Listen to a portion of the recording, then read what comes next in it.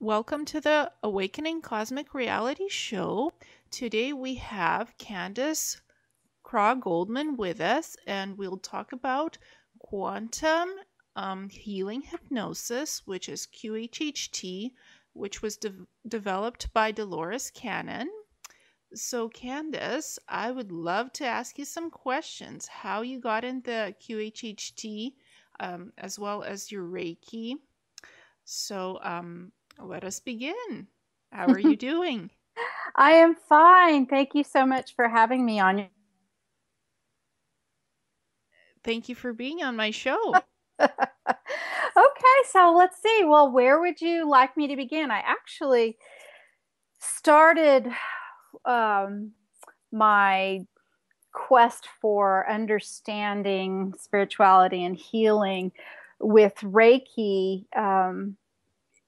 Probably was one of the first things that I found myself interested in and pursuing quite a few years before I even knew who Dolores Cannon was. Mm-hmm. So the way that worked was starting sometime, well, actually, I'm 54.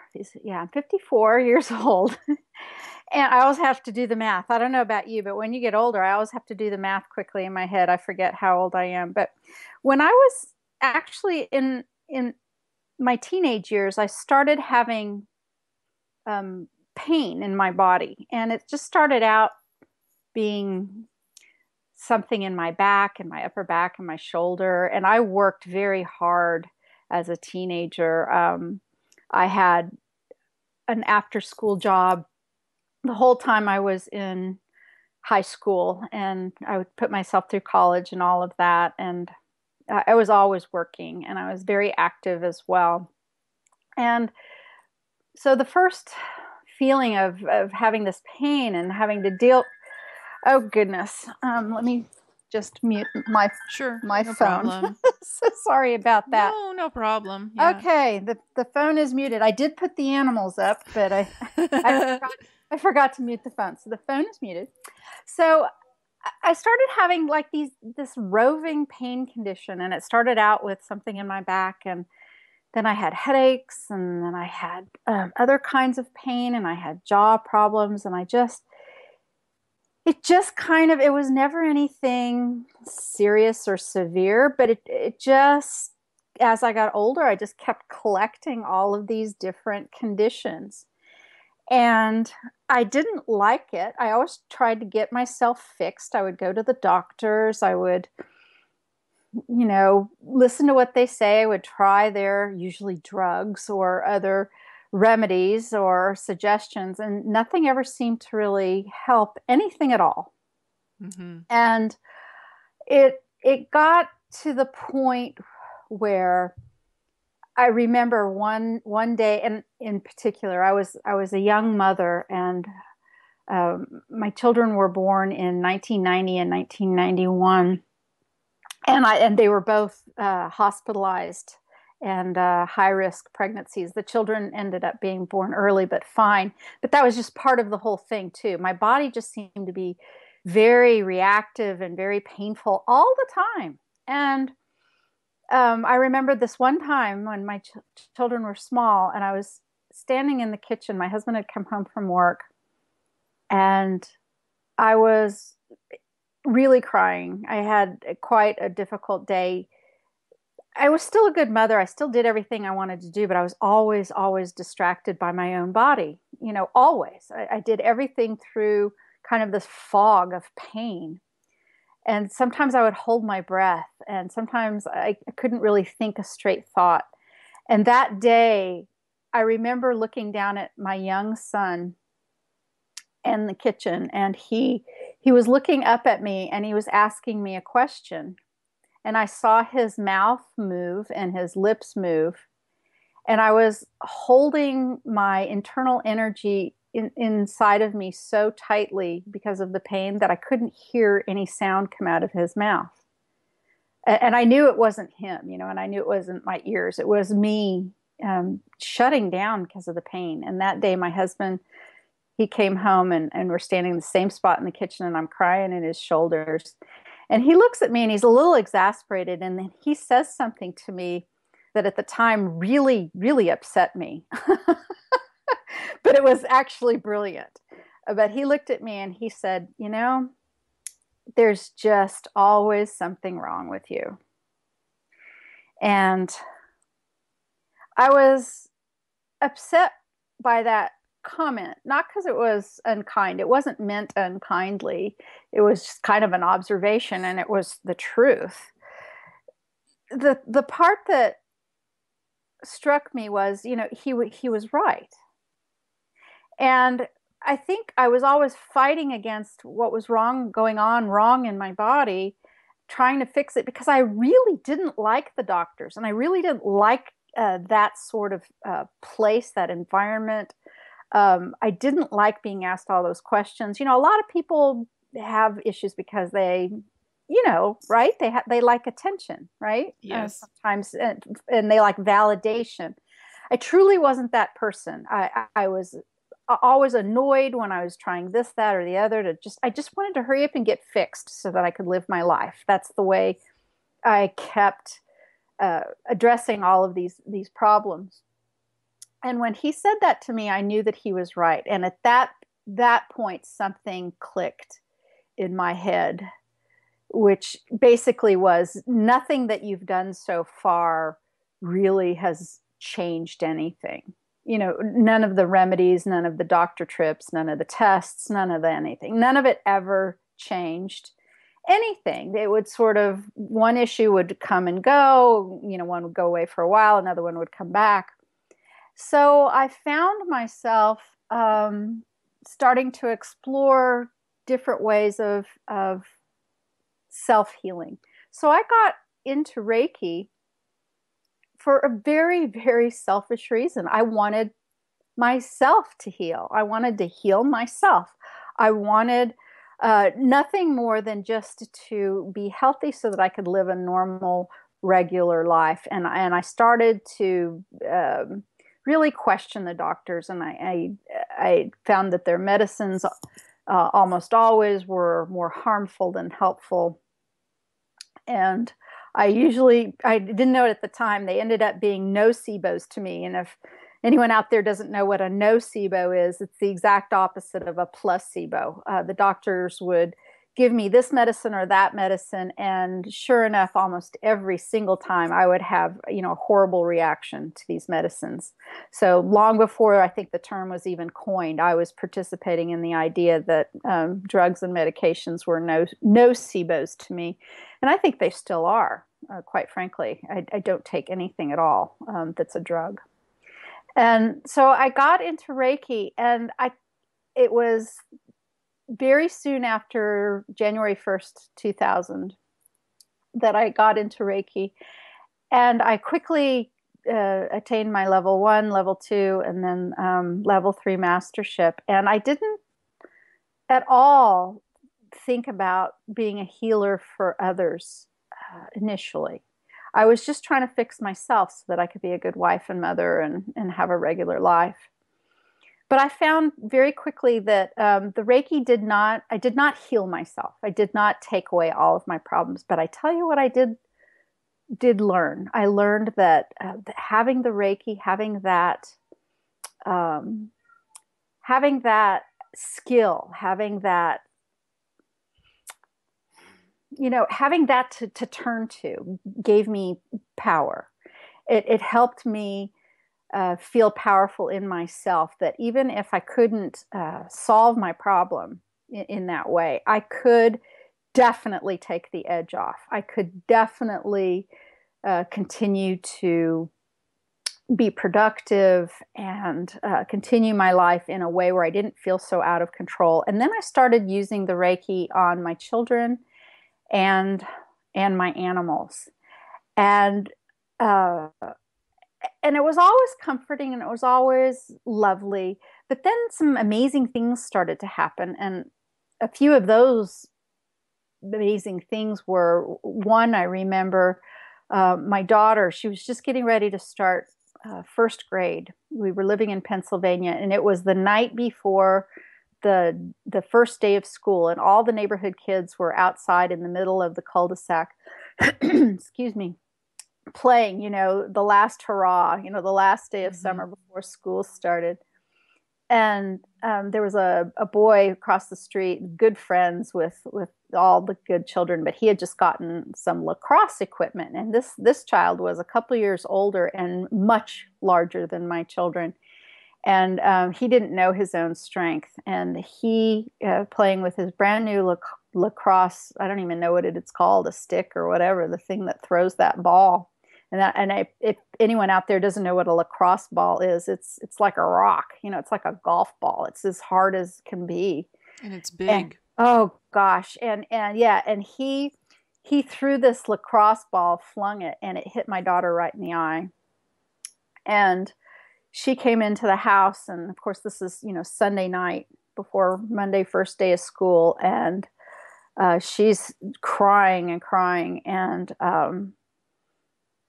her eye was already that color, that color that's kind of that red purple color that it's going to be a black eye, and it was swollen already. And my husband, I had said, get me an ice pack, and I had her on the sofa, and we talked back and forth. We said, should we go to the emergency room? I mean, we were really thinking about it, but I really, again, doctors, ugh, emergency rooms, gosh, I just don't like going there. Of course I go if and when it's necessary, but she didn't have any obvious injury. It looked just like it was going to be a black eye. I thought, well, I guess she could, have cracks in her skull or something, but it didn't seem that was the case. We thought about it for a while. We thought, no. And then it was like, no, not for right now. We're not going to take her. So off and on for about 2 or 3 hours, I would put either the ice pack on or do Reiki over her eye, just barely hovering my hands over her eye socket. And then we both kind of fell asleep on the sofa, and then I carried her upstairs and I put her into bed. And I went to bed that night with, and this is, gosh, this is the mid 1990s, I guess, or 1997 or something like that. And, I remember, well, gosh, I may have my years wrong. Anyway, forget that part. I'm not good with that. Anyway, I remember thinking, she's going to have a black eye. She's going to have a black eye, and I'm going to have to send a note or something in with the school, because, if you send a kid to school with a black eye, you suddenly have a lot of people asking you a lot of questions. And I was thinking, this is going to be tough, her first day of first grade, and she's going to have this black eye. And I woke up early the next day to talk to her about it and think about the note and all that stuff. And I went into her room and I sat by her bed, and she sat up and she looked at me, and I was just shocked. She had absolutely nothing was wrong with her face at all. Nothing. I took my finger and I pushed around her eye socket, and she said it was the tiniest bit sore, but you couldn't even tell the difference between one eye and the other. And I mean, she had that angry magenta red color, swollen, her whole nose, face, eyebrow, chin, her whole face was swollen. She was going to have a black eye. Anybody who's had a black eye knows that's the way it starts. And in the next day, she had nothing. And that's when I really sat up and paid attention to Reiki and started practicing it more, and practicing it on my children, my friends, and animals in particular. Used it on, and I still, to this day, as a matter of fact, just before the show, I've got a 22-year-old cat who he's in kidney failure, and I can't believe I still have him for this long, but I had him in my lap, and I was doing a little bit of Reiki on him, and every day I wake up and he's still there. I think, in part, the Reiki may have something to do with it. So I think it's a powerful modality still, and it's still so simple and so beautiful, and such a wonderful gift for humanity. As a matter of fact, not long after that incident with the black eye with my daughter, I passed an attunement on her. And not long after that, I watched from the house as my son was learning how to ride a bike and took a little tumble. And it was one of the best moments as a parent I think I've ever had. I looked out the window and I watched my daughter go to him and pat him on the head and kiss his knee, and then put her hands over his knee and do Reiki on him in the driveway. Amazing. Just such a cute story. So, I'm very much a proponent of Reiki. My practice doesn't normally include it for clients. Most clients come to me for QHHT and coaching type work and things like that. But I talk about it a lot. I use it in my daily life, and I often teach, basic classes. Mm. Mm-hmm. Yes, I know Reiki's powerful. I'm also Master Level 4 Reiki. Yeah. And as I was going home with my mom late one night, we almost hit a guy by accident. It was dark, and he sweared. We got home, my mom was a bit frazzled, and she went to sleep, and the next day she said, I have so much pain in my whole body. I feel like this guy's negative energy is really feeding on me. My back hurts. Can you heal me a little bit with the Reiki? And I just put both of my hands on her back and her shoulder for about 15 minutes. And afterwards she says, oh my God, I feel like a whole load of negative energy is off of me and there's almost no pain. Mm. She was really feeling this guy's negative energy, and my mom is spiritual. She loves crystals. She reads spirituality books. And she's like, can you also do a cleanse on me with the singing bowls and with the bell? Mm-hmm. So I did that on her, and she's like, wow, that's another load off of my back. I feel much better.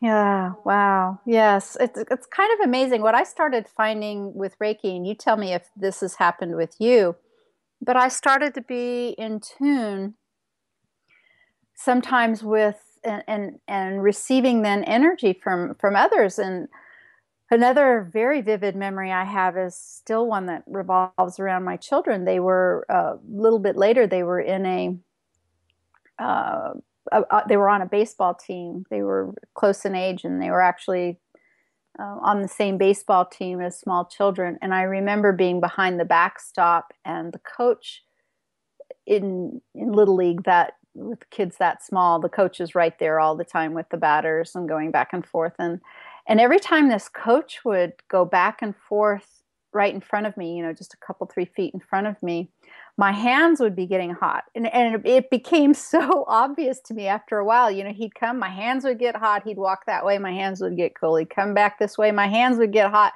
He'd walk away, my hands. And later I actually asked him after the game, I said, Coach, do you mind me asking, are you in pain? And I found out that he'd sustained a really tough back injury and had sprained his back and was, trying to take painkillers, and he was in quite a bit of pain. You wouldn't have been able to tell by the way he was moving. He was very stoic about it. And at the time, I was still pretty shy about those kinds of things. I didn't say, well, hey, you want some Reiki? That wasn't who I was, at the time. And it was a much different time, nearly, 20 years ago, or not quite 20 years ago, I guess. But I just found that it opened kind of this doorway into understanding and getting information sometimes in that way. So my mind started to be more open to just kind of all of it, So the Reiki was really much step one. Yes, I noticed that as well. And you can, because Reiki is all energetic work, it comes from the universe, and the energy is channeled through you, and you do the healing for others, and you get also like a mini healing because it's energy that you're flowing through yourself, this white, blue light energies. Just for folks who are maybe new to this, it's all energetic work. And I found I could do a body scan on anyone and see what's going on with them, because it's energy flowing. I don't even have to flow the Reiki. It's constantly flowing now.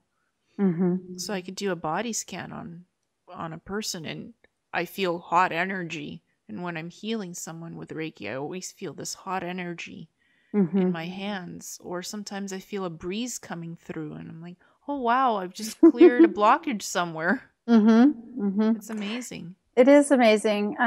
But also I'd like to say, because I know I recently passed an attunement on two young men who had actually come to town for QHHT sessions, and we kind of had an impromptu kind of quick class. I tend to think, I know a lot of people out there are not this way, and I know there's a lot of disagreement about it, but I think Reiki is a birthright. I think it's a human birthright. I think it's now those who want to learn distance healing, those who be masterships, etc. I truly believe that takes, some dedication and some study. But I'm of a mind pretty much that a pretty quick introduction to Reiki, and I think it's because of what I did with my children. My children were in elementary school when I passed attunements on them. And, they didn't sit around in a class and take notes and get lectured to. I just talked to them about how this energy was available to them for healing, and they made use of it. So I'm still that way with anybody, just about anybody who wants to be passed for basic hands-on Reiki, as long as their heart and their intent is good.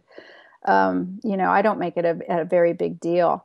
And so when you mention that, I know I want to say this because I just finished sending an email to this one young man, and he's having some very interesting things happen in his Reiki sessions. He's practicing all over the place, but he hasn't felt the regular hands getting hot. It's just occasionally and every once in a while. So it needs to be said that some people feel heat, some people feel energy, and some people don't feel a lot. They get different sorts of information. It's not the same for everybody.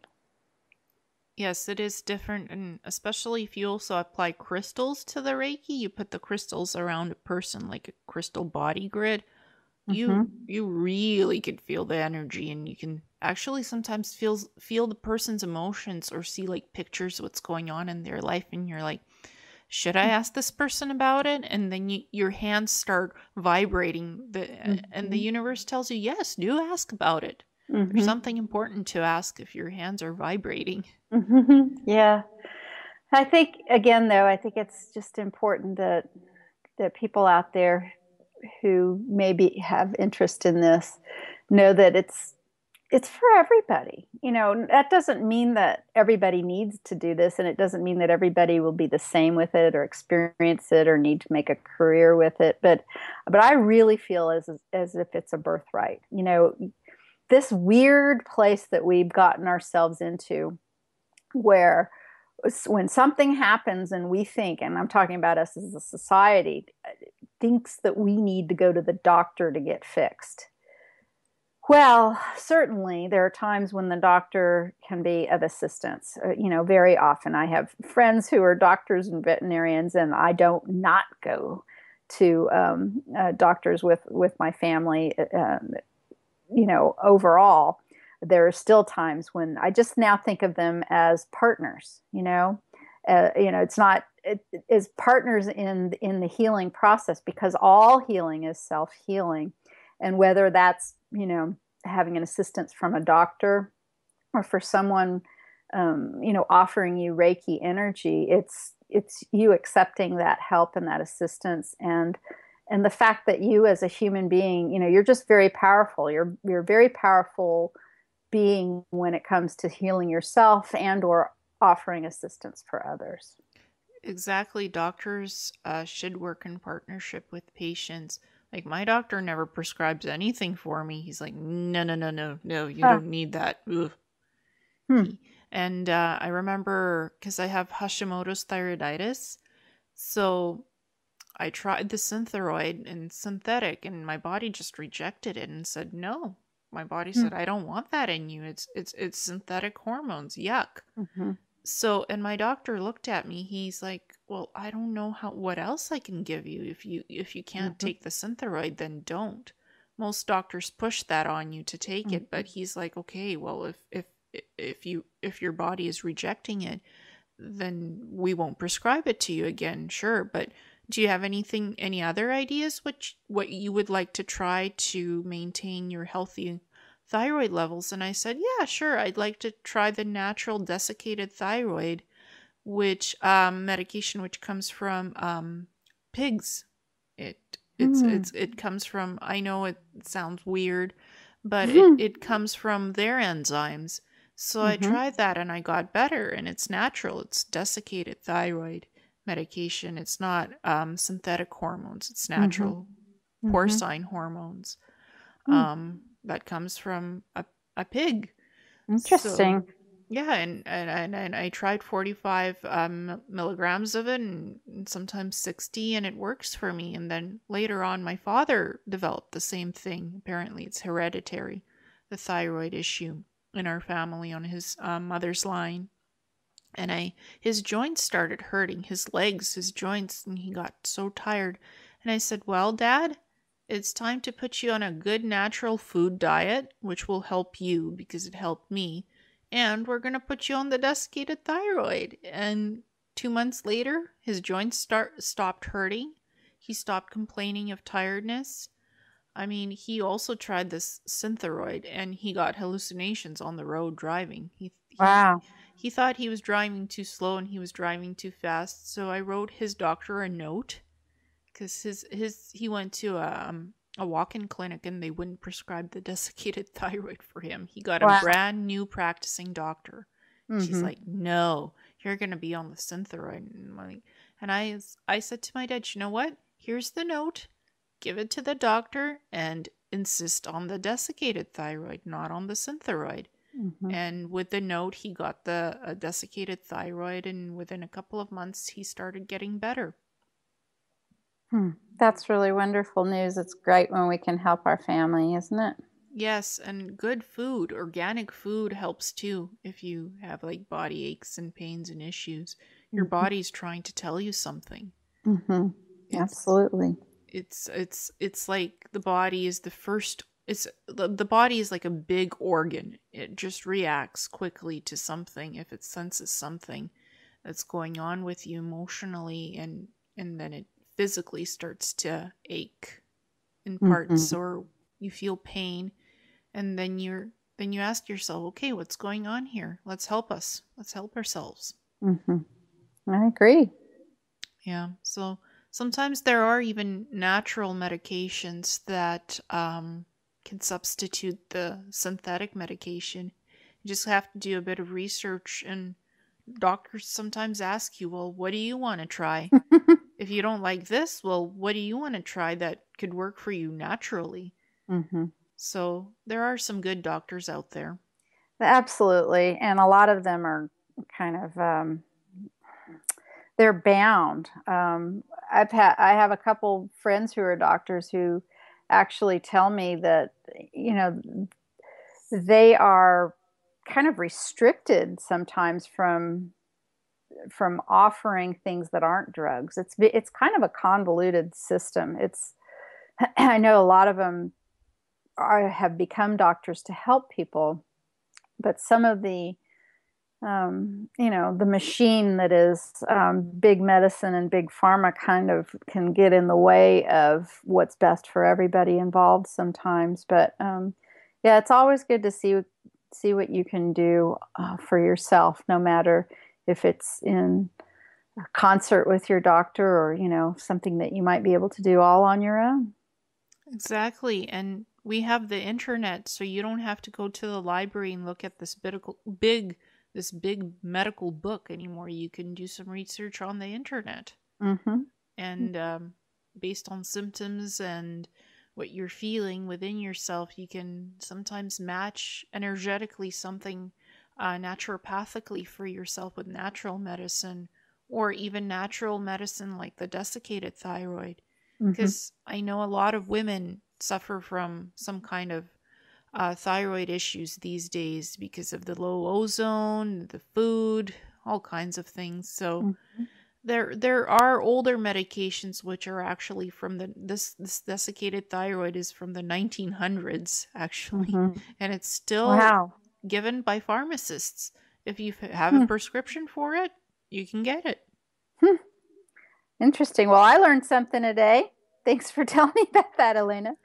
Well, it was a good learning lesson for me. It took me 2 years to find out what worked for my body and what doesn't. My body rejects any medication, any at all. So Hmm. I have to try to heal thyself naturally. Hmm. Yep. I get, a lot of us got to this place of being a healer. It's because of our own health concerns. Absolutely. Yes, indeed. Um, have you experienced anything like mind-boggling with the Reiki that just surprised you so much at one point? Well, the thing with the black eye surprised me, but there I have another story. Yeah, I have a few, but I had a friend.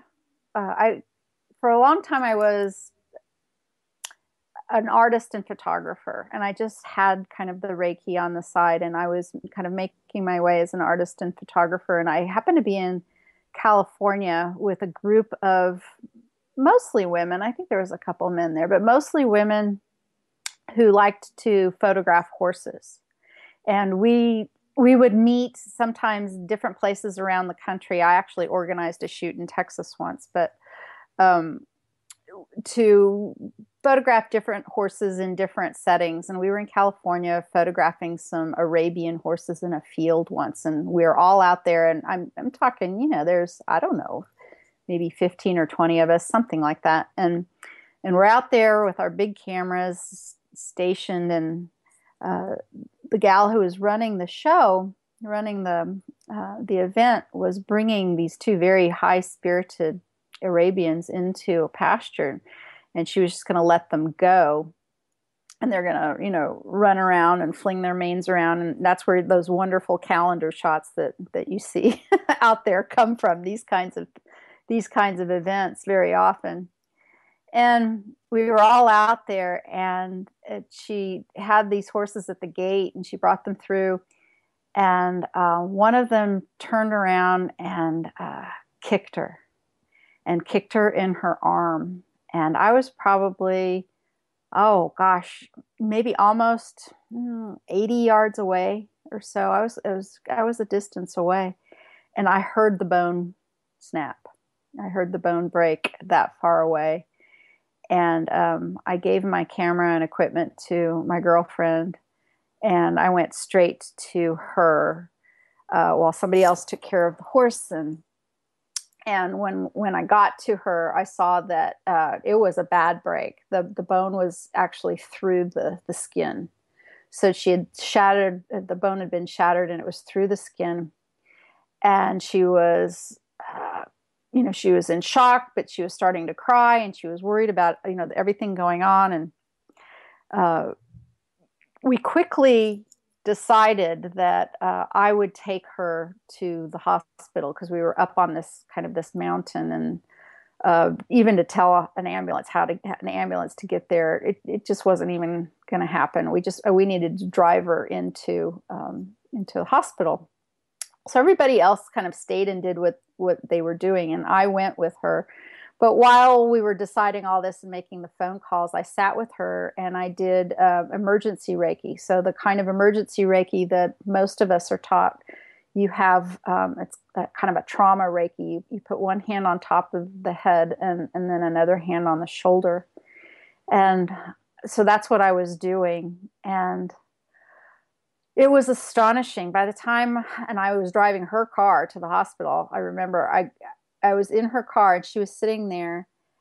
And I know some of it is shock. I absolutely do know that. But she was very calm. She felt absolutely no pain. And we had this very, amazing, calm discussion, going into town. She was perfectly composed. I stayed with her the whole time throughout the whole emergency room portion of it. And I was right by her side. And the doctors were amazed at a lot of her reaction as well. Now, remember, it's a horse that kicked her, and this horse had just been, been in a stall, so that it had been stalled up all night for a couple reasons. First off, there it is, so it's going to be ready to go in the morning, so it's in the stall. Number two, so it's in the stall, it's probably stepping on its own poo, that whole night. So this horse's hoof probably wasn't the cleanest hoof in the world, out there in the pasture, plus possibly poo. And so the doctor was quite concerned about infection and concerned about a lot of things. And as we were going through all of what was going on, at every turn, the doctor was surprised at the reaction that the woman was giving, both emotionally, both with her pain, and also with everything, like with her blood pressure, with the way they set the bone. And then when it was all over and they cleaned it up, he just kept talking about the infection. And it ended up that in the end, this woman's, break was quite severe, but it healed beautifully. It healed well. It healed faster than normal. She never got an infection. And she really didn't even have pain until like days later. And I'm just sure that Reiki had something to do with that, all of that. Exactly. And Reiki calms people down. It's a relaxing modality to receive on the client's end, on whoever is getting it. It centers you, it grounds you. Mm-hmm. So I'm not surprised that she wasn't flustered or anything, that she was very calm during the whole ordeal, because the Reiki helped her to be grounded and centered. Yep. So it's amazing what Reiki can do to relax you and to de-stress you. Mm-hmm. And that's actually, that's what I learned when I had used it on myself, and I still do. There are times when you realize that beyond any physical issue that's got going on, the stress that's involved with it sometimes exacerbates it, or can be, the absolute cause of whatever physical thing you're going through. So Reiki is, it's a wonderful complementary modality and thing that anybody can benefit from. Exactly. I agree with you. I mean, I've done it, and people can do Reiki on themselves and on others. So it's something I think we were all born with, going back to Atlantis, Lemuria, and even earlier, because it's a natural healing modality. Anybody could work with energy. You just flow it from the universe to yourself and to others, and it's there's no limit to that energy. It's forever free flowing. It flows and flows. It flows. There's no it's not a cup half full, it's a cup always full. That's a nice way of putting it. Yeah, that's what my teacher taught me. She's like, the energy is always there. You could always access it no matter what you're going through. No limits. It's like eternity. That's how she put it. And I always think of that when I'm doing Reiki. Because it's forever energy for me. Could we get into talking about the QHHT and what you do there? Sure. What would you like to know? Well, how did you get into QHHT and how did you meet Dolores, and how did that come about? Well, let's see. So, even though I had the Reiki, like I said before, and even though I'd seen amazing things happen with it, I found it to be particularly useful in trauma situations, like I've just described.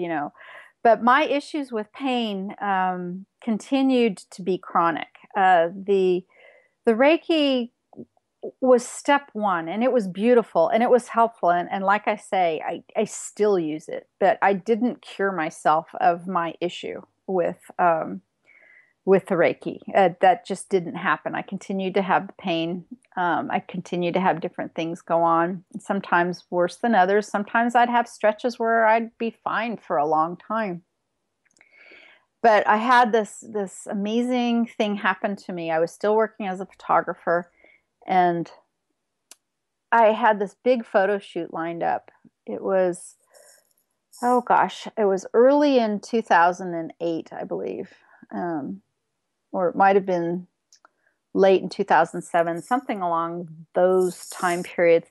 And it was shooting the cover art for the third album of this country and western singer. We were living in Austin, Texas at the time, and it was a big shoot for me. It wasn't big in comparisons to, of course, big rock bands or big country stars and stuff. This guy was just a startup, but he was coming along. He had his third album, and I was the only photographer, but for me it was a big shoot.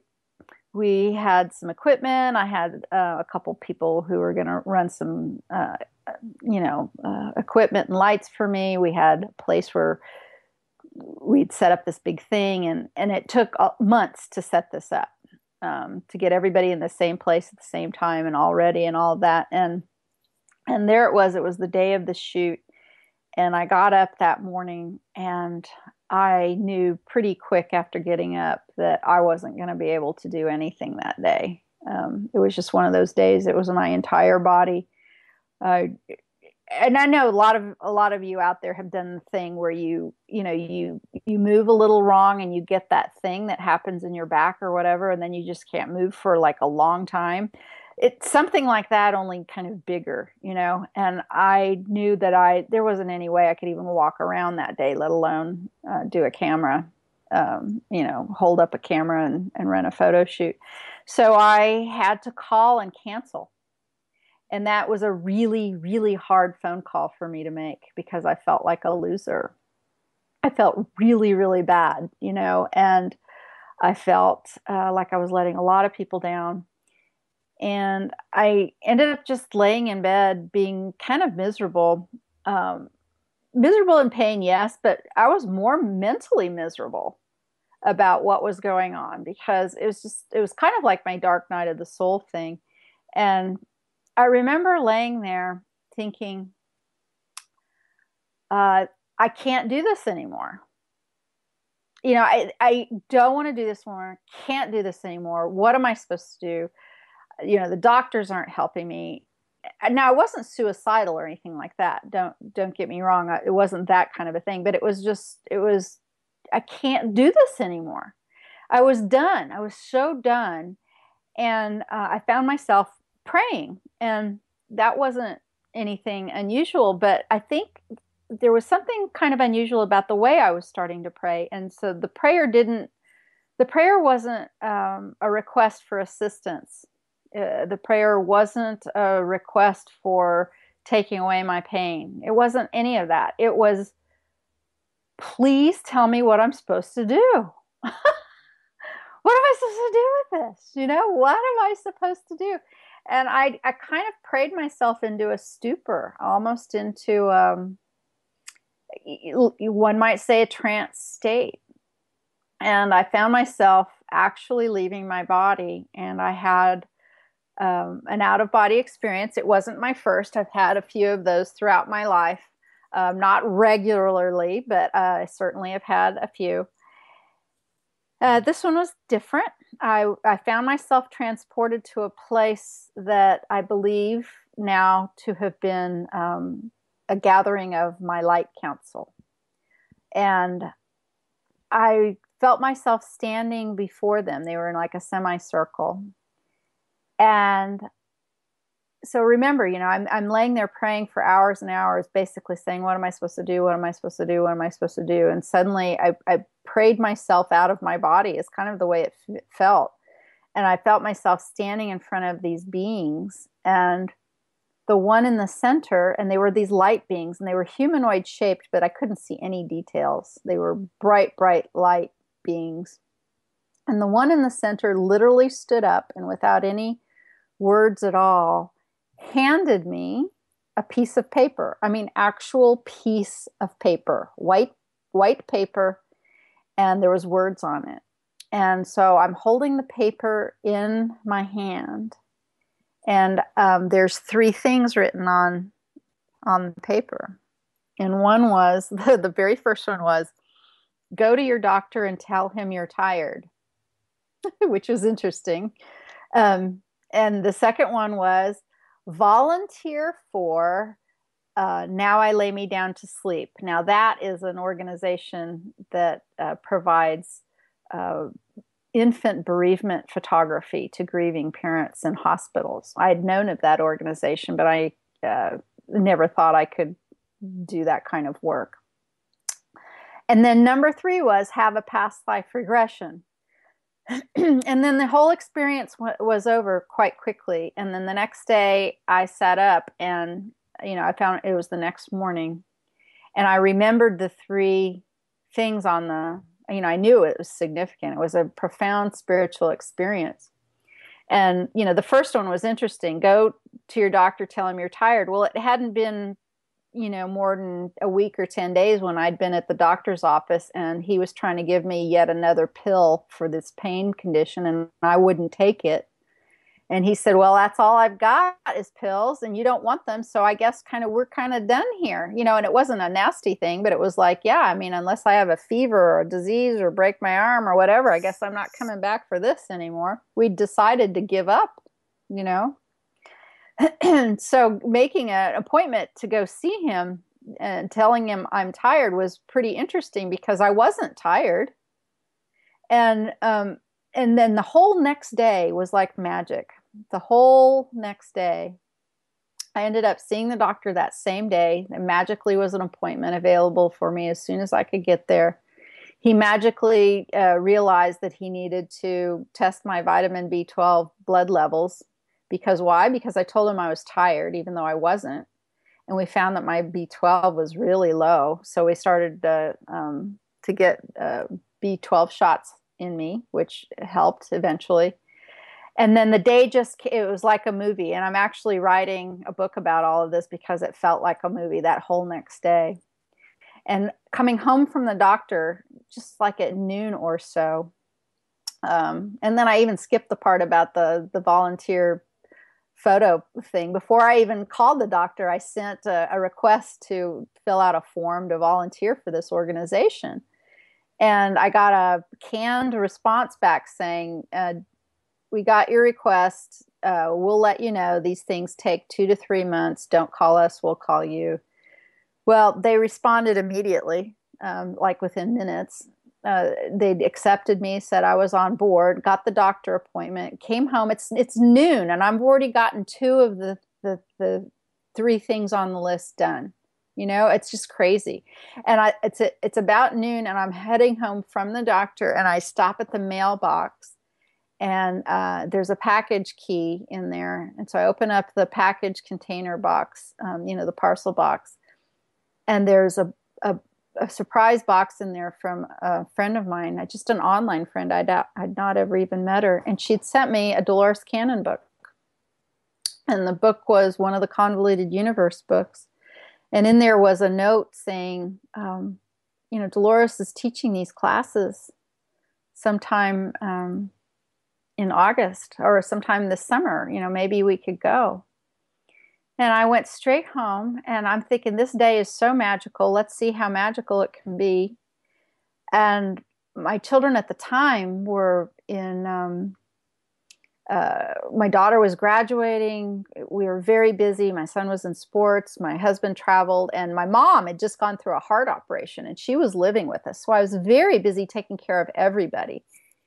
And I got on the phone and I asked about the class. I found out when it was. I found out how much it was. And I called my daughter in to my office and I said, bring your calendar. I think I might want to take a trip this summer. And she just burst out laughing. She goes, we're booked up every weekend this entire summer. What do you mean a trip? I mean, she was incredulous. We were so busy, it was ridiculous.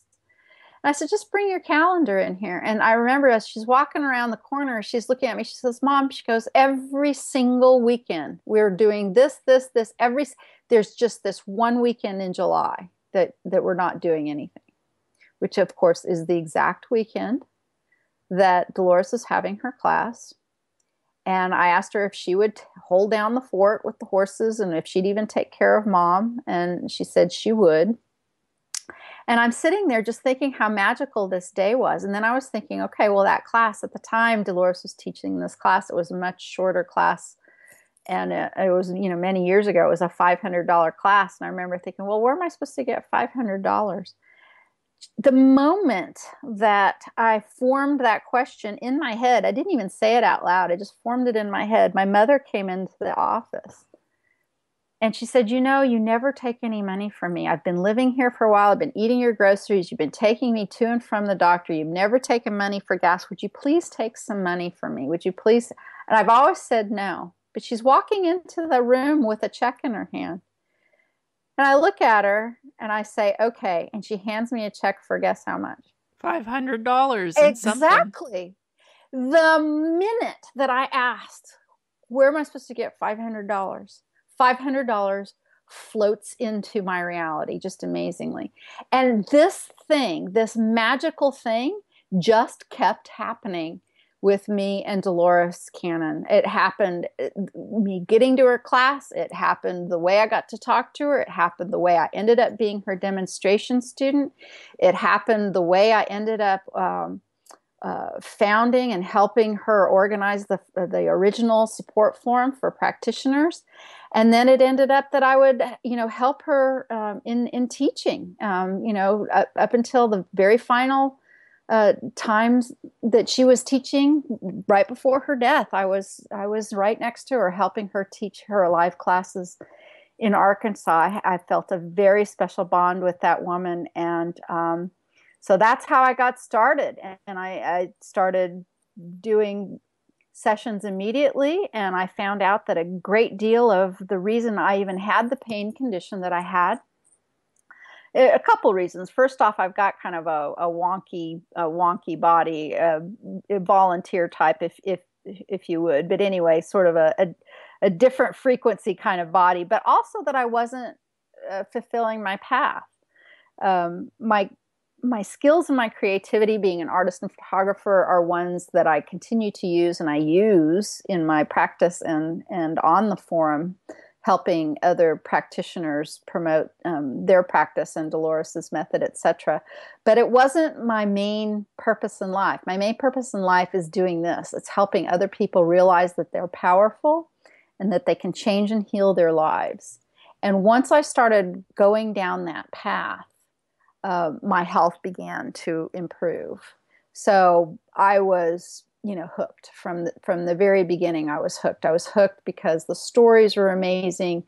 The people are amazing. Watching miracles happen before your eyes is amazing. Being involved with Dolores, picking her brain, being able to talk to her about all the adventures she's had. And, I was very, very blessed to spend all of that time with her. And I feel very honored to continue on with her work. And I have to say, I know for some, it's kind of unbelievable out there, but I'm actually now, a little bit more than a year past the first anniversary of her death, I'm probably communicating more regularly with Dolores Cannon now from where she exists now in the next plane than I did when she was alive, because she was very busy, and I didn't live in the same place with her. I would only catch up with her a few times a year, etc.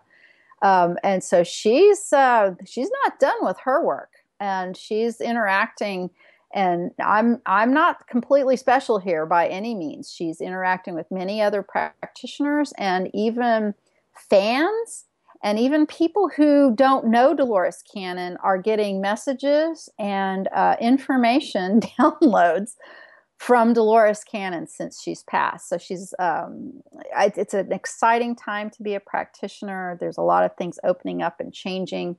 And that's where we are. We're continuing on with her work and hopefully taking it to the next level. Do you have any interesting stories of your how you've done QHHT on clients and what they've experienced and what you've experienced? Something that just comes out very that glows, like a wonderful story that's amazing, Oh that gosh. glows. Yes. Well, of course, I've had hundreds and hundreds of clients, and close about 1,000 so far in all these years. So hundreds of clients, and not, I'm very careful and upright to say not every session is miraculous. I mean, every session is, we always say, exactly what's supposed to happen happens, and every session is revealing. But these amazing things, they don't happen 100% of the time. But you know what? I always say to people, well, why not give it a shot? It's a few hours. And for some people, it is, it can be absolutely life changing. I've had lots of great stories, but well, let's see. Well, here's one. One of my favorite stories happened, I guess, a little more than, well, let's see, come it be a year or so ago. Anyway, I had a couple of people come to see me, and they both, it was a man and a woman. They both had the same kind of cancer. It was a debilitating blood bone cancer. They both had the same exact same cancer. And the reason that they did was actually had met in a support group in that way. So it wasn't that they both came down with the same cancer, but they met that way. And it was, latter marriages for both of them. And they both come to see me for sessions, back-to-back sessions. And the woman was the driver of the event. She really, she was the one who researched. She's the one who wanted to, really experience it. He was more of a whatever you say, dear. Whatever you say, dear. He was like, he wasn't the one, right? If it would have been up to him, he probably wouldn't have showed up. But they both came up for sessions. She had hers first, and then he had his second. And he had the way he even found out that he had this cancer was he had some chiropractic work done on his back. And when the chiropractor pushed on his back, his several of his vertebrae crushed underneath the weight of his hands. It was really an awful thing that happened. And he had subsequently been in a lot of pain. And he also had almost like a dowager's hump on his back, a very pronounced hump over these crushed vertebrae. And that, were calcified. And I mean, you can just imagine how painful that was. So he, not only did he have the problem with the cancer, he had this debilitating back pain.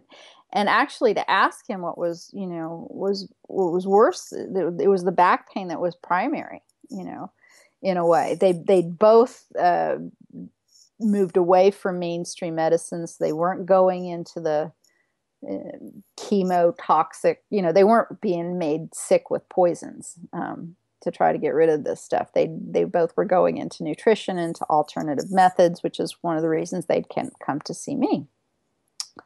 Well, they both found out, they both had excellent sessions. And I'm still not sure actually whatever happened to the woman. She hasn't gotten back to me. But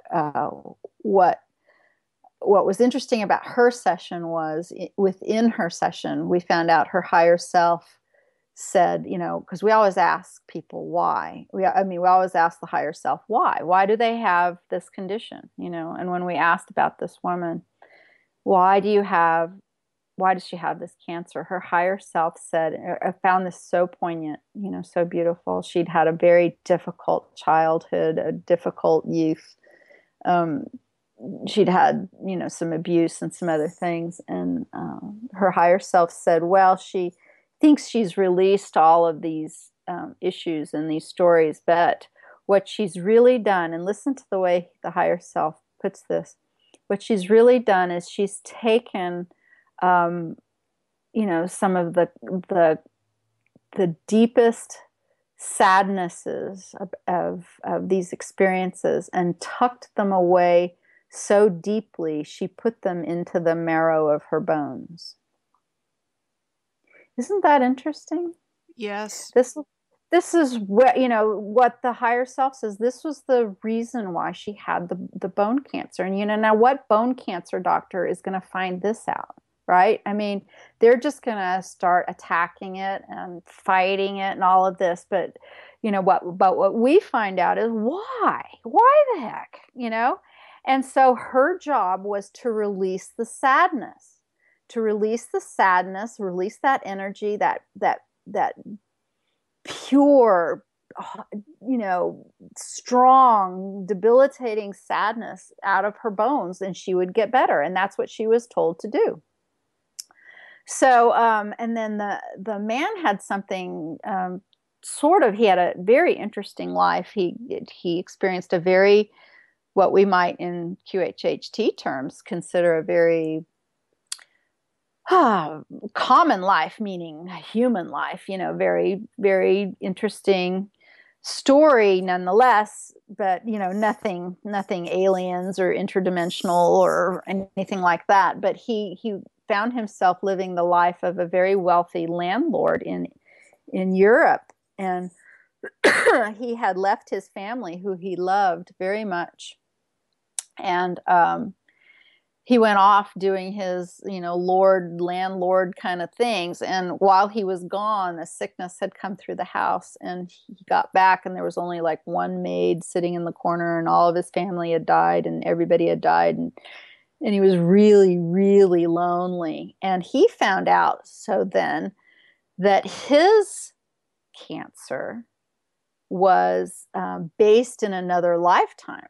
So already there's real differences here. The one higher self talks about it being in the current lifetime for the wife.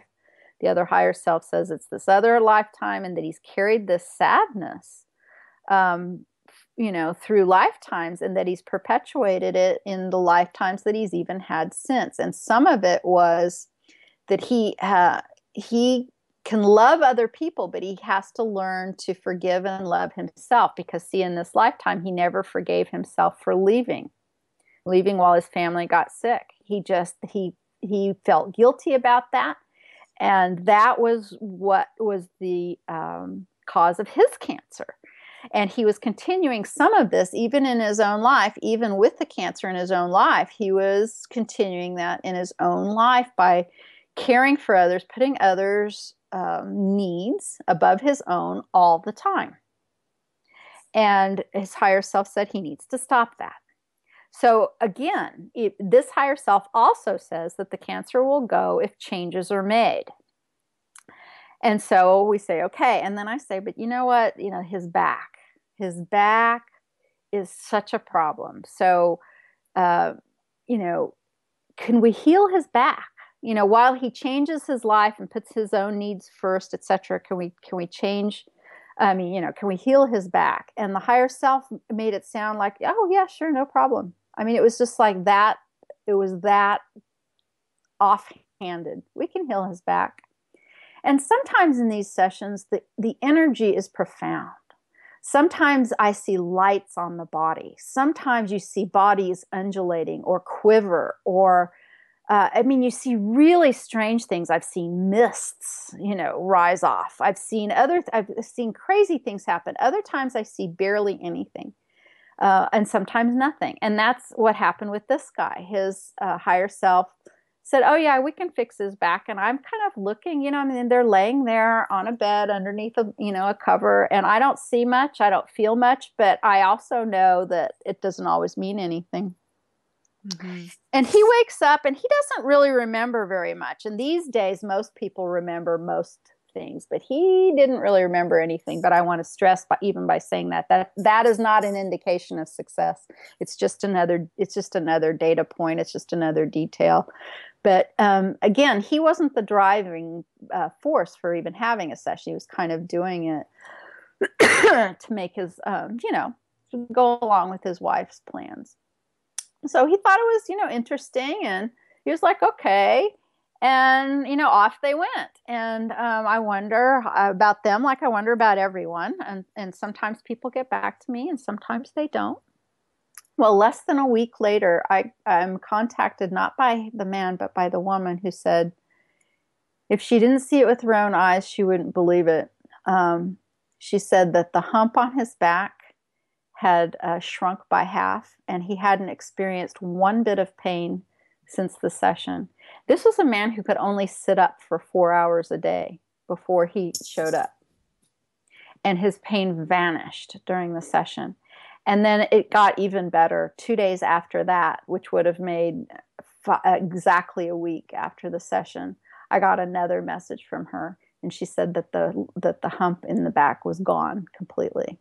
So the higher self completely rebuilt the crushed vertebrae in his back that he'd had for years, and that his body had created all of that scar tissue and that protective lump thing, that hump that went over his back. Gone.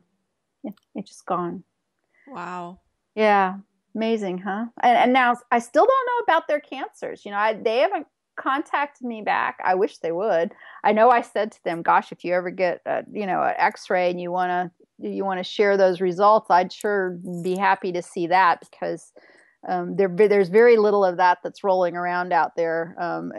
There's a lot of people for a lot of different reasons. There aren't before and after scans, not many. I've got one on my website that's a before and after MRI scan, but they're for a lot of reasons they're not very available. But people want to move on. They don't want to think about it anymore. God, this man got his life back, at least as far as him moving, and hopefully he's taking care of himself, and the cancer will just fade away. I mean, I'm assuming that'll happen. And I think there's this other really interesting thing that happens. I think, these people came to me, met me, interacted with me when they were sick. And I like to think that, I'm fading from their reality. They're off into a different world where they're not thinking about being sick anymore, right? So that's another reason I think, some people are great about letting you know how they've done and testimonials and stuff, and other people just pick up their life. And I actually then find out about some of these people by people who show up as clients in the future. They'll sit down and they'll say, well, I don't know if you remember my friend so and so, but you saw him or her for this, that, or the other. And I'll say, oh yeah, I never heard back from them. How are they doing? And the guy or the gal will say, they're doing great. Their whole life's changed. And I always think, well, gosh, why why didn't they drop me a note? But that's okay. I mean, just knowing that you've been helpful is the most amazing thing of all. And some people do, of course, let me know. But I find it interesting how many people don't.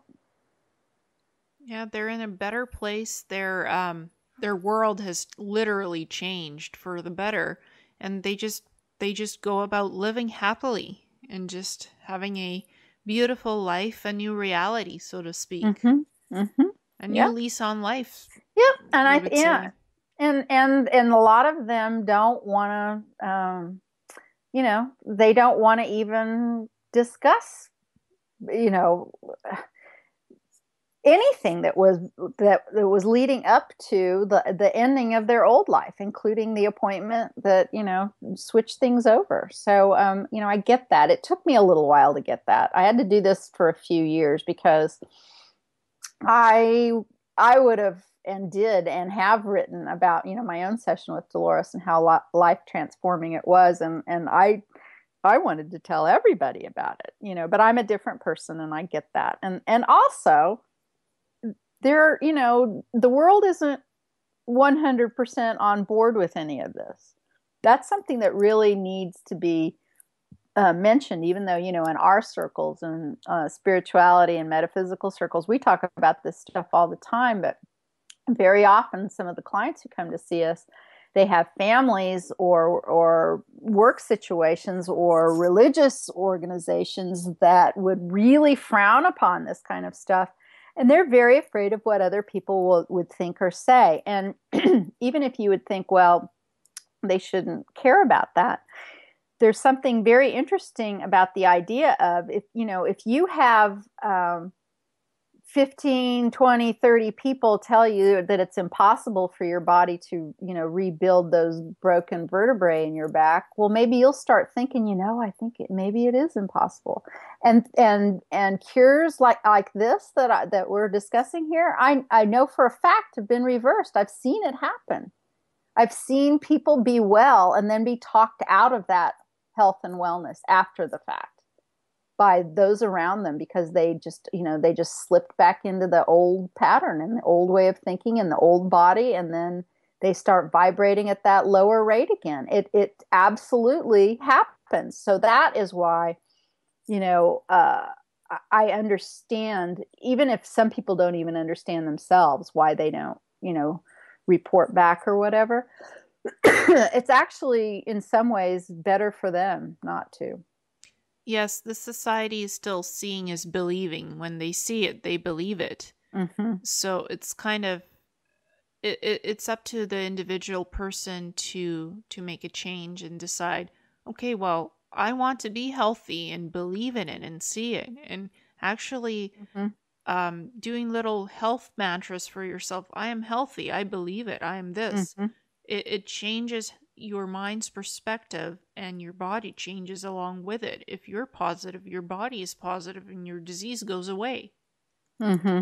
It's all stems from the mind, and the body just picks up what the mind says, and like, oh, okay, the mind says, I feel sick, I feel tired, and the body's like, yeah, I feel sick and I feel tired. What you tell it, what you direct it to do, it does.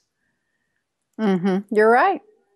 It's true. Your mind listens to you, or your body listens to your mind way more than you might think. That self-talk's important. Yes, definitely. And Mm-hmm. that positivity and following your life's dreams, your hobbies, your passion, your creativity, your inspiration, it lifts your soul. It makes your soul glow. Mm-hmm. You're right. I've learned that from my own personal experiences.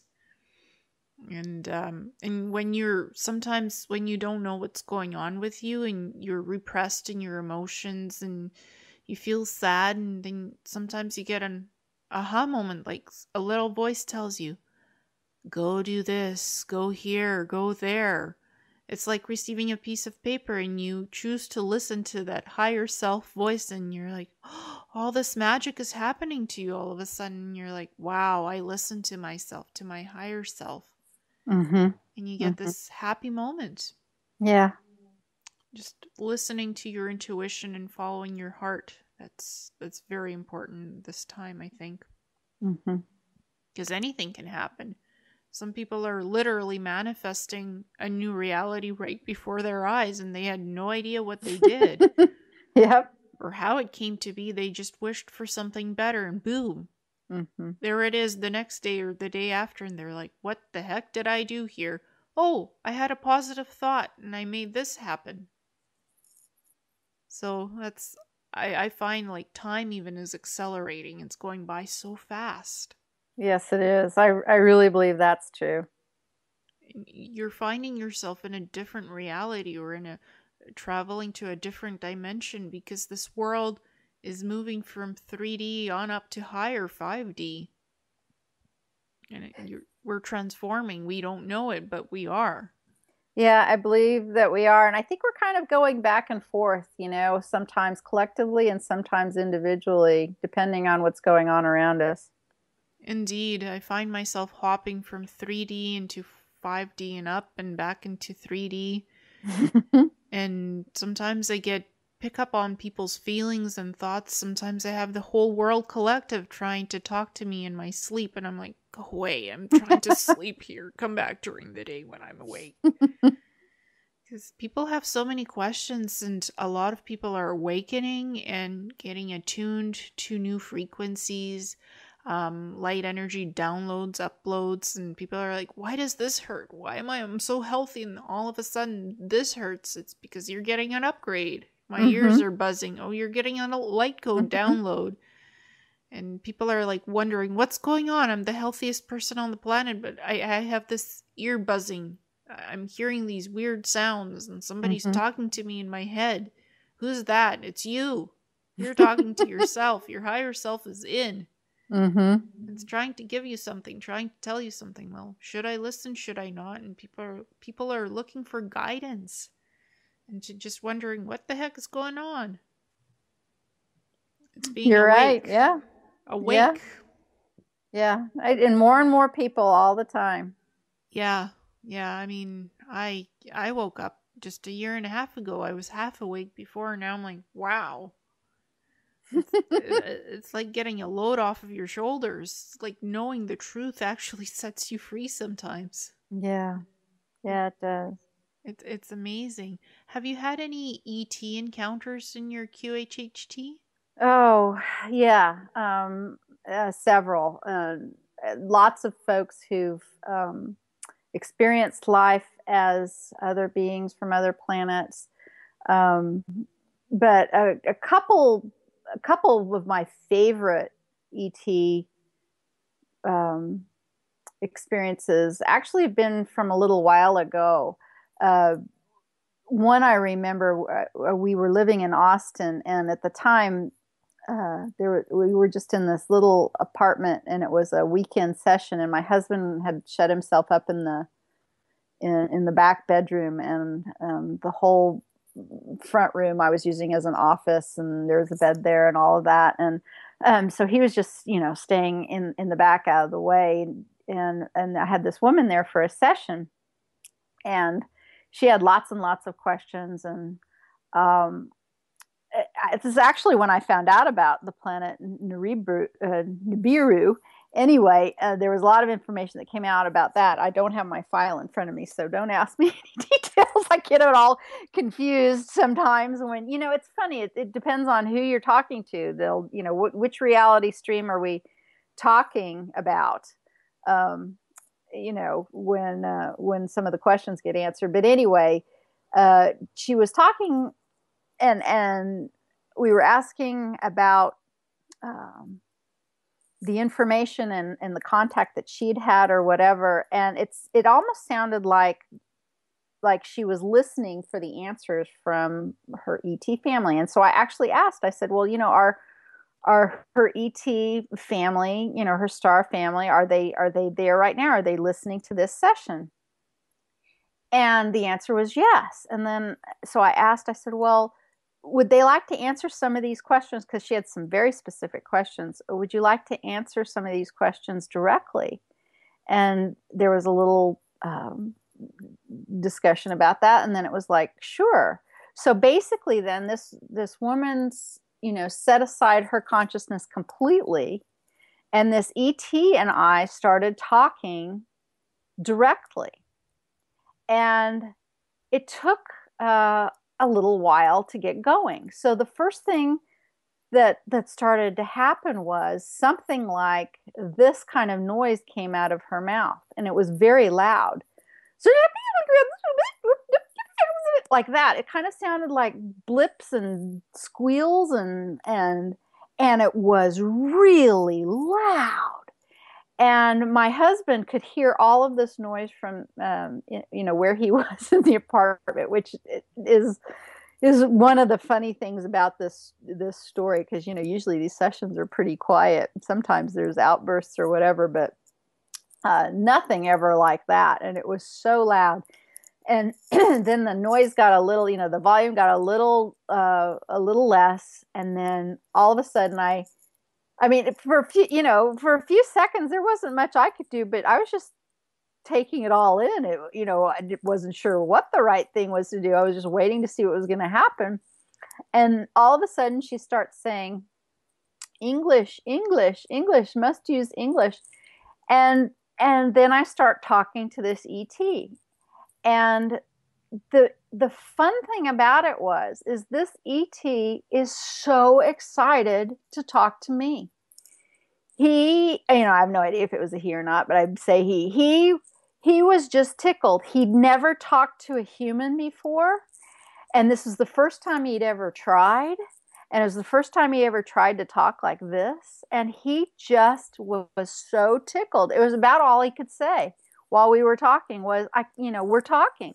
It really works. From his perspective or whatever. And I don't mean, it sounded kind of like, not like maybe any of his race or whatever, but I think it may have been like one of his own personal first experiences and species communication like this. And he just was so excited, and we got a couple questions answered, and then he was like, oh, I can't hold it anymore. I can't hold the connection anymore. It's kind of like static or something was coming in, and then all of a sudden she went back to being then the same consciousness that got to that point. So that was pretty fun. Because if you were to imagine these kinds of sessions, you would think, I don't know, maybe you wouldn't think that, but I guess I would have before then. I would have always thought that the ET, since they're out there, they might know more or be more used to this or whatever. But this person was just about as tickled as I was to talk to me as I was to talk to him. And we were just, basically giggled all over the place and didn't get a whole lot of information exchange. We were mostly just excited that we were able to talk. Wonderful. I mean, I had my own QHHT session, and my higher self is an ET. And she's like, yes, I'm doing healing. Give me time. I'm doing healing. Give me that time. She was quite wanted the time to do the healing. She's like, and the practitioner was checking in, is the healing done now? Is it done? Mm-hmm. Give me 5 more minutes. I'm healing here. This is my time to heal. So quite bossy, my higher self, that ET woman. She's blue. She's like 8th, 10th dimensional. She's like, I'm healing here. Give me the space that I need to heal. I'm not moving on yet. Check in later. 10 minutes later, not 2 minutes later. So she was quite adamant about, let me do my work here. Mm-hmm. Ask me later, not now. I bet that was interesting for you to listen to that recording. Yeah, well, I remember everything. I have an Adiatic memory, so I remember the whole session. Mm-hmm.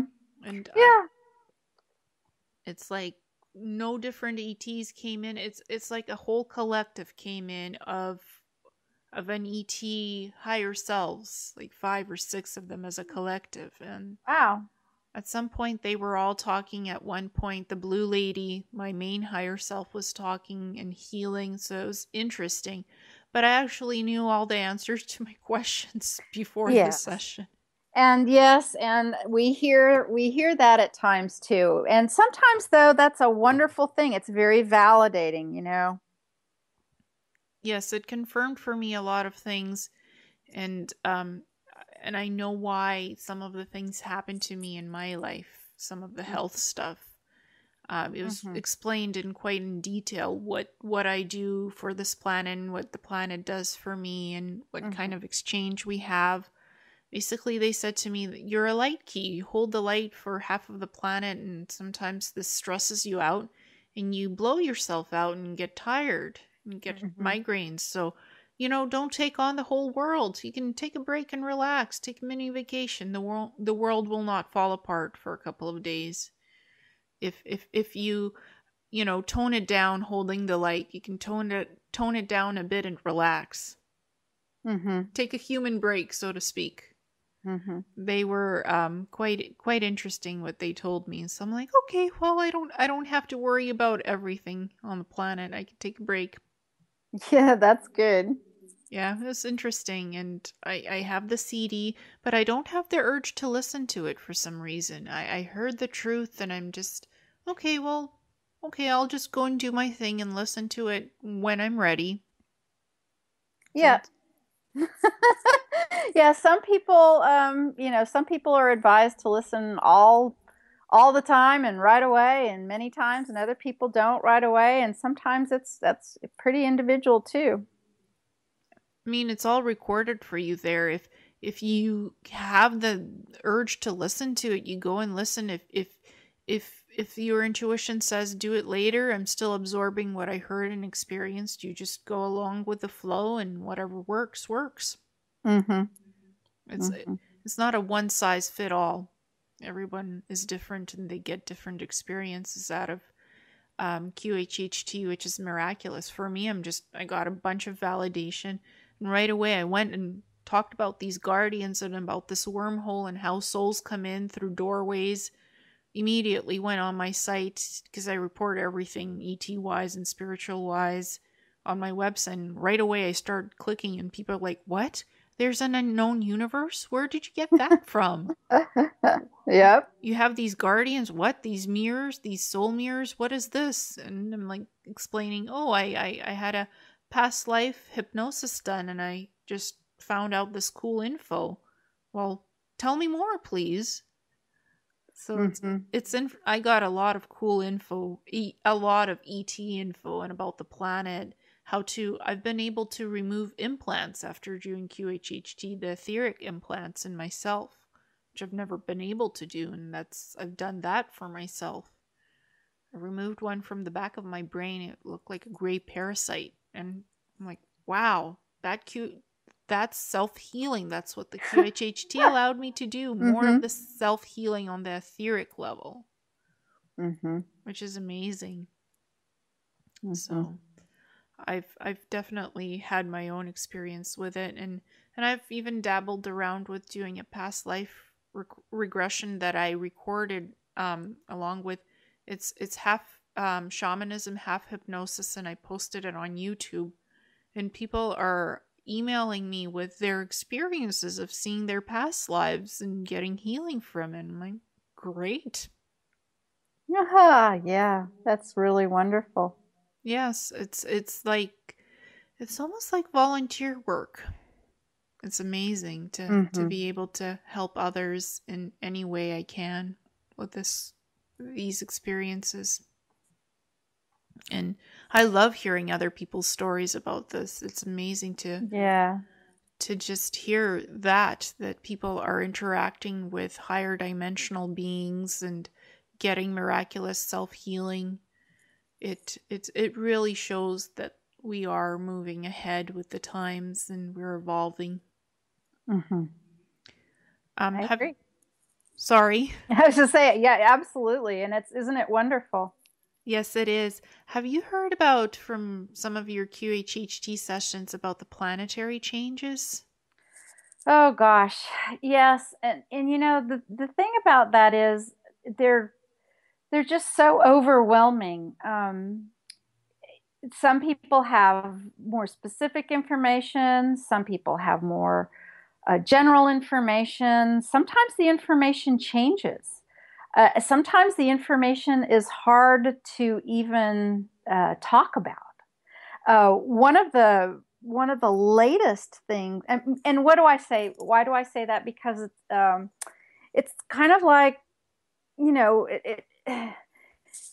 it's talking in realms and in things that we're not used to describing. We don't have a context for some of the things that comes out in these sessions, and sometimes they have to be described in kind of as in parables, stories as in parables, if they're or in I've lost the word now. The analogies. That's the word. Kind of analogous to things, because you can't really talk about some of what's going on.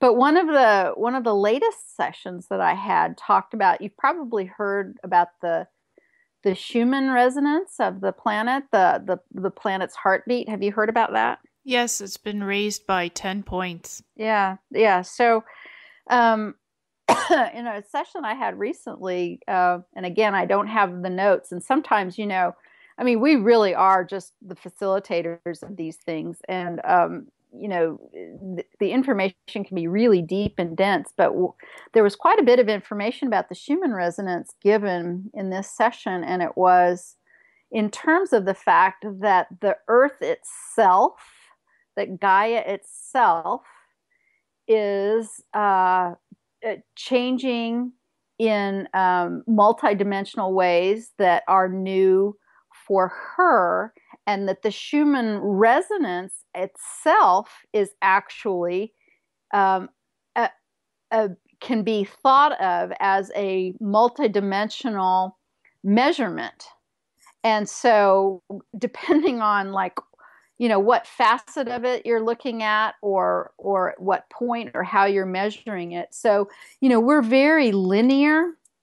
Humans, we like measuring. We're very, context oriented. We like, we like the ideas of numbers and categorizing things. But the whole conversation about the Schumann resonance part, I mean, basically was saying that the Schumann, even the thing called the Schumann resonance, which, is simply or simplistically described as the heartbeat of the earth, even that thing itself is expanding into different dimensions. And so you can't really hardly even talk about how it's changing.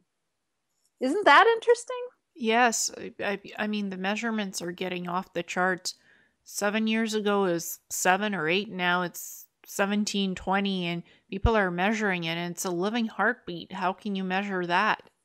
Right. Right. And it changes, and there's a lot of, the perspective, and I would submit that whoever's measuring it gets a different measurement depending on their intention too. I mean, that's changing. I've already very much learned that about medical tests and other things like that. They will change depending on the intention of those who are taking taking the test. So, who's measuring the resonance, and for what purpose? My thought would be that would absolutely change some of the values that you would get when you're measuring it.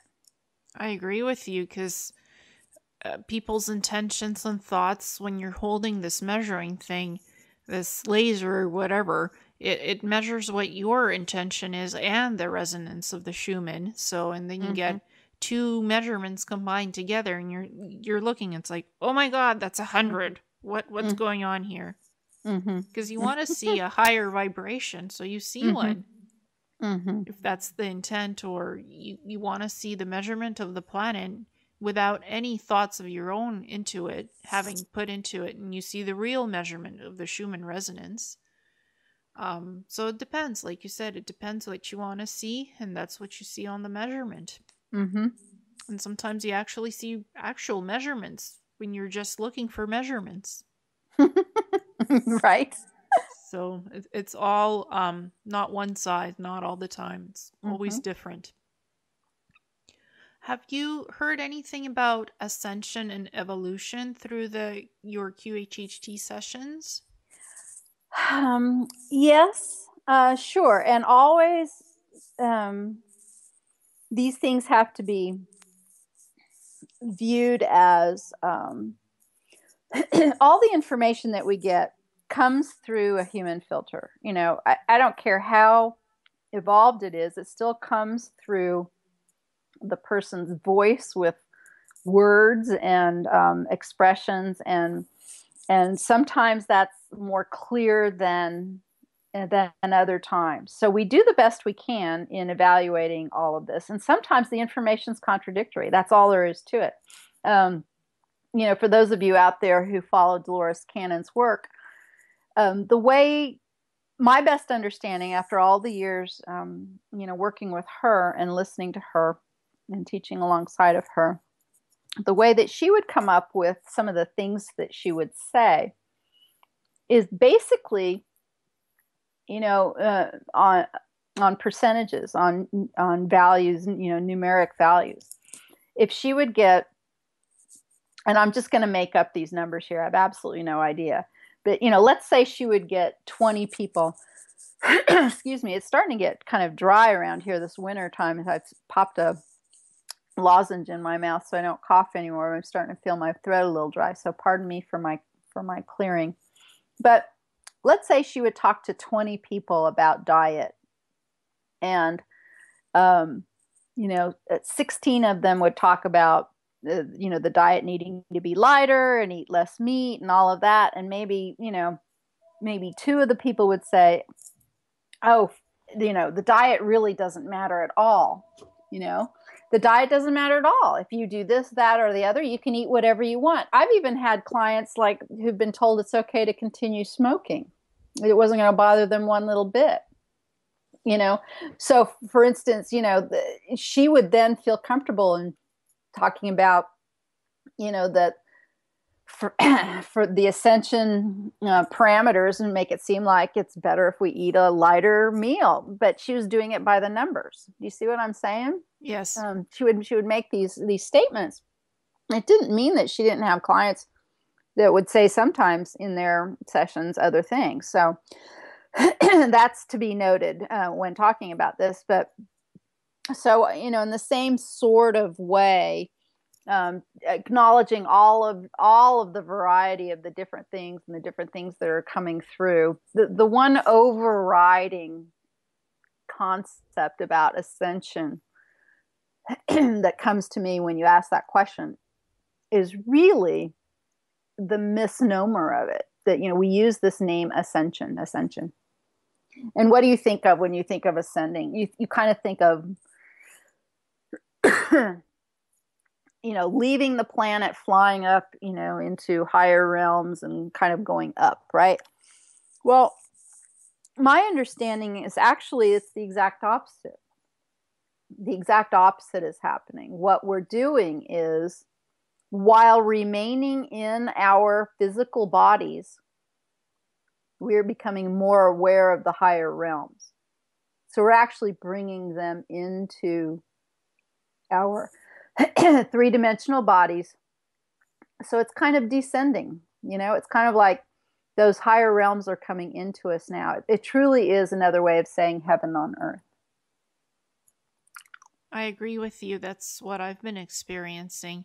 And sure, I flit off sometimes from my body to higher dimensions and other planets, and I meet all these wonderful ETs.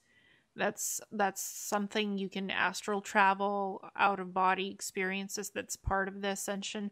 But then I come down back here and I experience all these upgrades and downloads and information coming from the universe, universal knowledge, and evolving that way, ascending that way on the earth, actually, with its energies.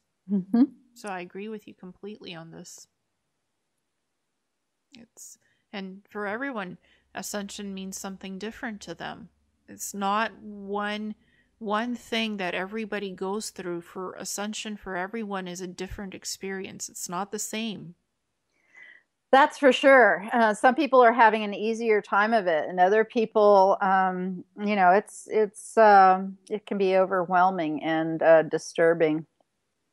Yeah, I've had a lot of aches and pains and migraines and this and that, and then it goes away and something else pops up.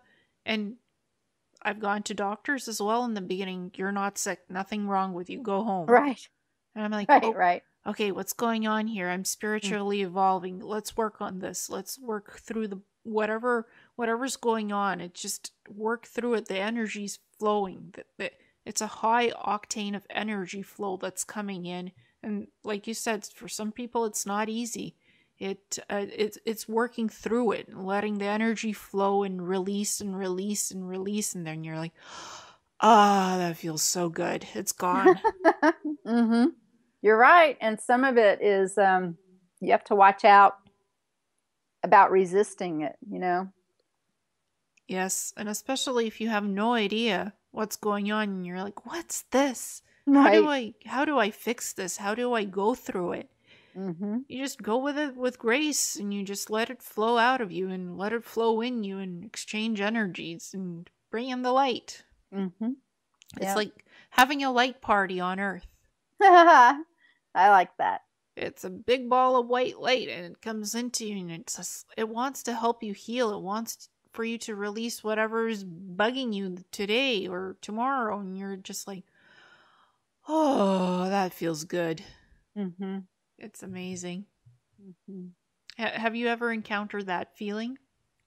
Oh, sure, sure. And one of the things I think that is important to relate, and I'm, I realize that I'm talking to myself when I say this, is, you may face a challenge and release it and then think you're done.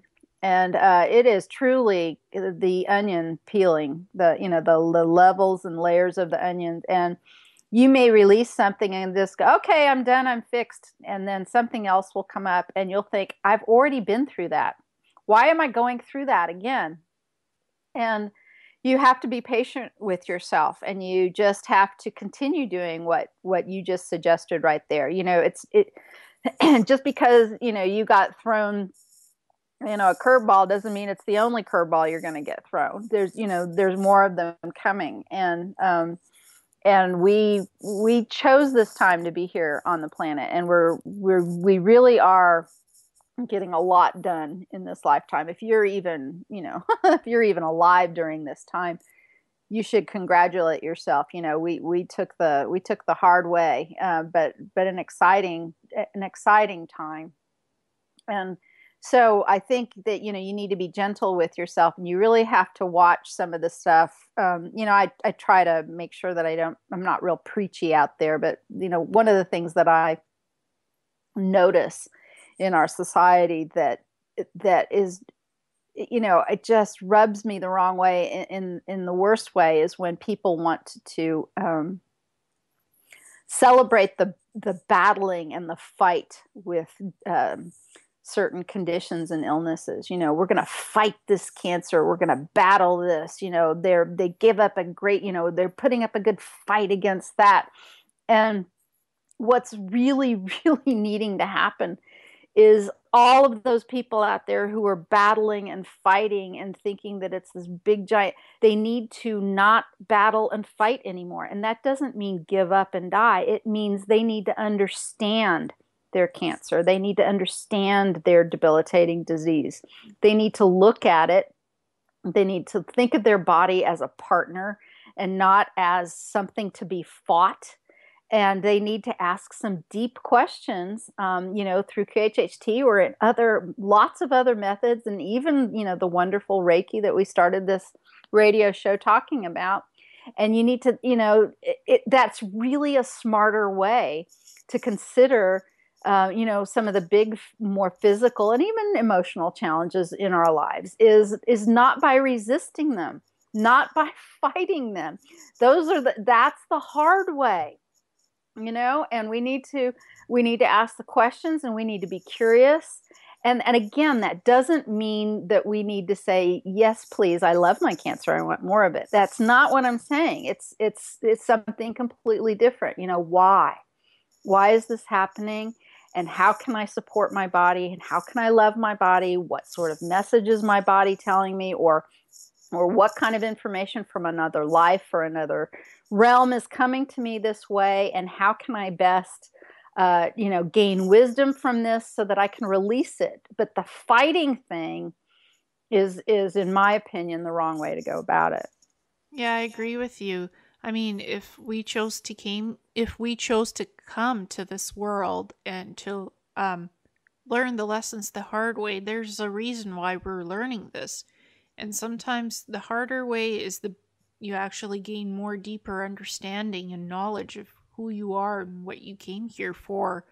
And you become this enriched person. Yes, it's hard and you got a disease or something, but you learn from it. You ask yourself, okay, why do I have this? What's the purpose of it? What am I supposed to do? How can I help myself? How can I help others through the experience that I went through when you do survive this thing? Mm-hmm. And mm-hmm. It's just understanding yourself and not being so hard on yourself all the time. Like today in this show, for example, your phone rang in the beginning and then my phone rang. We're just sitting in our living rooms recording a wonderful show, and those beeps and bleeps and the cat meow, it's part of it. It's okay. You heard my cat. Yes, that's okay. And you heard my phone and I heard yours. It adds to the richness of the tones in this. Mm-hmm. It's wonderful. Oh, bless your heart. It's like a little example of it's okay to not be so hard on yourself. You don't have to be perfect. It's life, and this has been a lot of fun talking with you, Me too. It's like life is so enriching, and experiencing it on all levels is interesting, and just being Mm-hmm. in this time frame is interesting in and of Mm-hmm. itself. What we're doing, it's Mm-hmm. amazing. Mm-hmm. Would you like to add anything else? Hmm. Well, I guess I'm coming back to Dolores when I think about this. Um, this has been a big year of change. 2015 was a tough year, much harder, I believe, for most of us, and most of humanity in general, over even 2013 and 2014. And I think we're moving into 2016 into a real expansion of our abilities as humans to perceive the reality of the situation that we're in. And so, what I'm talking about a little bit is mass media. It's also consciousness on a scale of just being open to other things. When you are open to other things, like other realms and other beings, they become more real and accessible to you. Um, but I also believe that those of us who explore consciousness in this way are um, are really poised to expanding into a way where, for instance, I think that deception is on its way out. I think that all forms of deception are becoming more obvious, and lying and hiding and cheating and corruption, all of that is bubbling up and being peeled away like onion layers that I talked about earlier on a personal level. I think they're being peeled away on a societal level that way. And I think more and more and more people are not buying the lies and the storyline that is given to them. And I think 2016 and then the next couple years, we're only going to see more of that. And I think it's important for us to all consider to take back our power in that way. And that, as long as you remember that you're a sovereign being and you're in charge of your own reality and your own life, it'll be easier for you. If you constantly look outside of yourself for your answers, things will be a little more difficult. Yeah, I agree with you. I mean, and I recently saw something called Black Knight Decoded.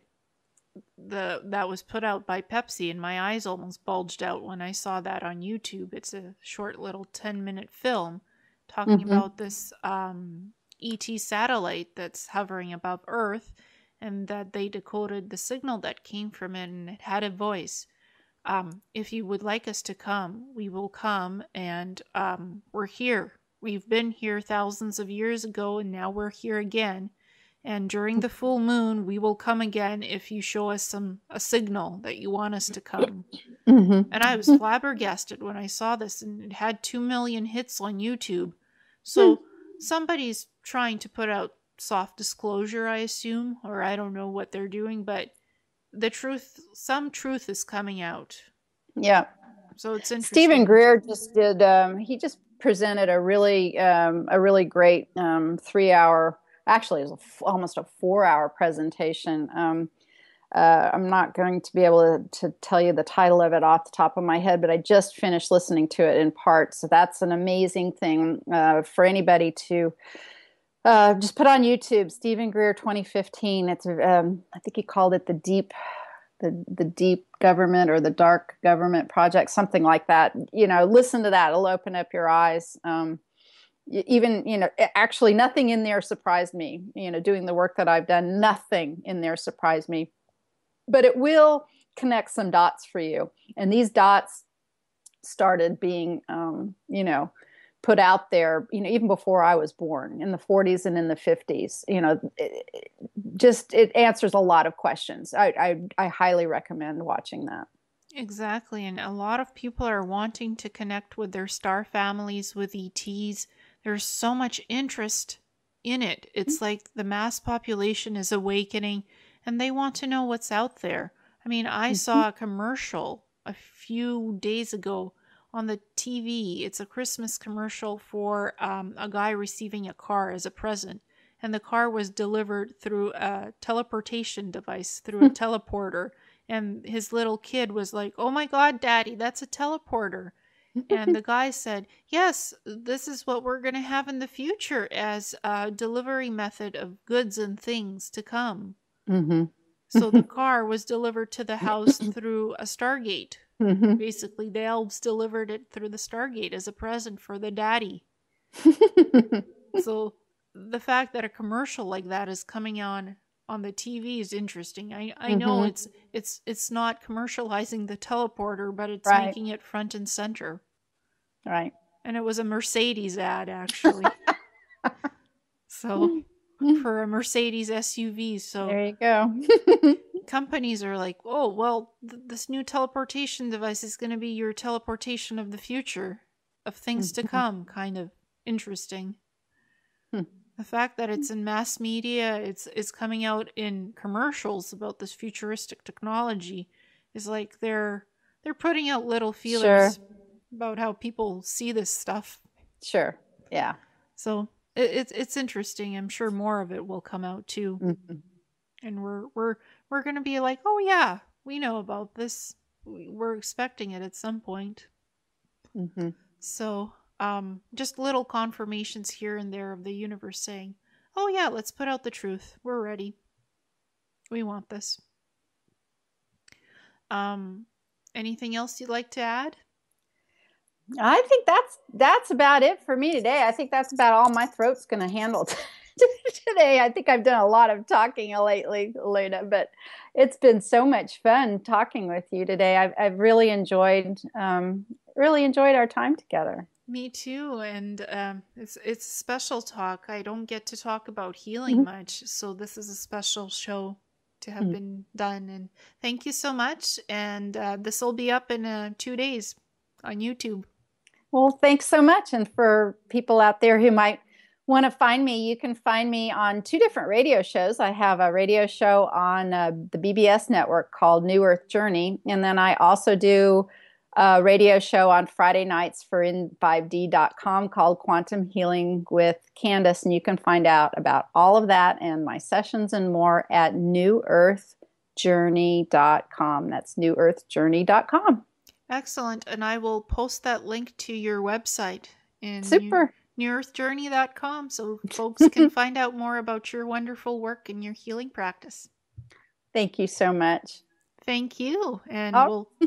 we'll talk soon. Okay. Have a good day. You Bye, too. Lena. Bye.